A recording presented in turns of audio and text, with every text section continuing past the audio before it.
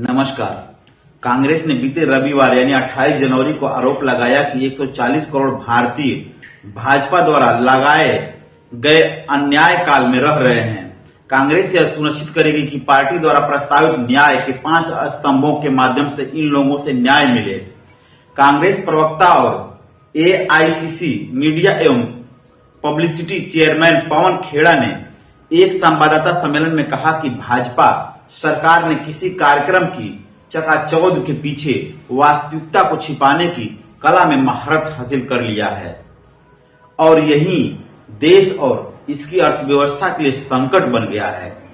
The Hindu की report के मुताबिक खेड़ा ने कहा इस सरकार ने इस कला में महारत हासिल कर ली है कि किसी घटना की चकाचौंध के पीछे वास्तविकता को कैसे छिपाया जाए। यह एक ऐसी चीज है जिसे हम सभी को उसे सीखना चाहिए। अर्थव्यवस्था के बारे में सच्चाई यह है कि उत्तर प्रदेश और हरियाणा के युवा इजराइल में नौकरियों के लिए कतार में खड़े हैं। यह दिल दहला देने वाला है। उन्होंने कहा कि कोई भी व्यक्ति युद्धग्रस्त देश में जाकर मजदूर क्यों बनना चाहेगा। इसका उत्तर यह है कि उनकी औसत मासिक आय सिर्फ 10,000 रुपए न्यूनतम मजदूरी से सबसे कम है, जबकि इजराइल इससे लगभग 13 से 14 गुना अधिक वेतन दे रहा है।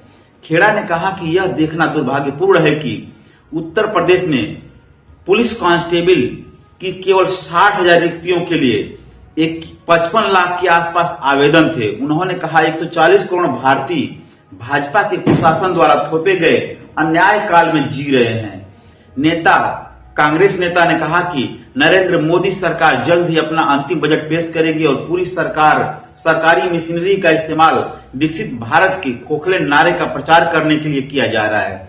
खेड़ा ने कहा कि यह बजट भारत की इस चमकदार चकाचौंध असाधारण तस्वीर का विस्तार होगा, जहां वित्त मंत्री कई सतही दावों के साथ प्रधानमंत्री जी की प्रशंसा करते हुए पैराग्राफ के बाद पैराग्राफ पढ़ती हैं। उन्होंने कहा कि इस बजट भाषण की चकाचौंध से इस सरकार की वास्तविकता धुंधली नहीं होनी चाहिए।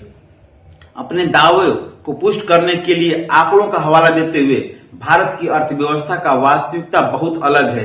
कांग्रेस नेता ने दावा किया कि आधे भारतीय लोग 71 करोड़ की आय प्रति वर्ष 3,87,000 रुपए के आसपास है। खेड़ा ने कहा कि निचले 10% लोगों के प्रति व्यक्ति मासिक आय सिर्फ 6,000 रुपए है और निचले 11 से 20% लोगों की प्रति व्यक्ति मासिक आय 12,000 रुपए है। उन्होंने कहा कि पिछले 5 वर्षों में मोदी सरकार के तहत वास्तविक ग्रामीण मजदूरी वृद्धि दर -0.6% और गैर कृषि -1.4 क्षेत्र के नकारात्मक हो गई, जिसका मतलब है कि व्यापक ग्रामीण संकट है। कांग्रेस नेता ने कहा कि मोदी सरकार गरीबी के आंकड़े को ढिढोरा पीट सकती है, लेकिन कड़वी सच्चाई अलग है। खेड़ा ने कहा यूएनडीपी के बहुआयामी गरीबी सूचकांक के अनुसार 22.8 करोड़ लोग या लगभग 16% आबादी गरीबी रेखा से नीचे है। नीति आयोग के अनुसार यह आंकड़ा 11.28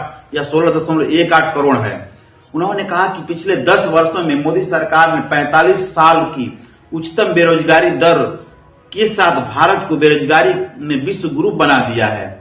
खेड़ा ने कहा यहां तक कि मोदी सरकार चुनी हुई सरकारों को पिछले दरवाजे से गिराने में व्यस्त है। आर्थिक संकट अनिश्चित बना हुआ है, यह उनकी प्राथमिकताओं को दर्शाता है। उन्होंने कहा कि आप भी जो दिखावा करे, सच्चाई इन आंकड़ों के सामने आती है। देश की स्थिति को व्यक्तिगत रूप से देखने की जरूरत है। राहुल गांधी अपनी भारत जोड़ो न्याय यात्रा के साथ ही यही कह रहे हैं कि वह देश भर के लोगों से मिल रहे हैं और उनकी दुर्दशा का पता लगा रहे हैं। खेड़ा ने कहा इस आंकड़े पर सरकार को शर्म आनी चाहिए, जो दिखाता है कि 80 करोड़ लोग मुफ्त राशन पर निर्भर हैं। यह शर्मनाक है और इस सरकार का रिपोर्ट कार्ड है। उन्होंने कहा आने वाले दिनों में कांग्रेस पार्टी न्याय और एक सकारात्मक एजेंडा पेश करेगी, जिसके बारे में हमारे नेता राहुल गांधी ने भारत जोड़ो न्याय यात्रा में बात की है।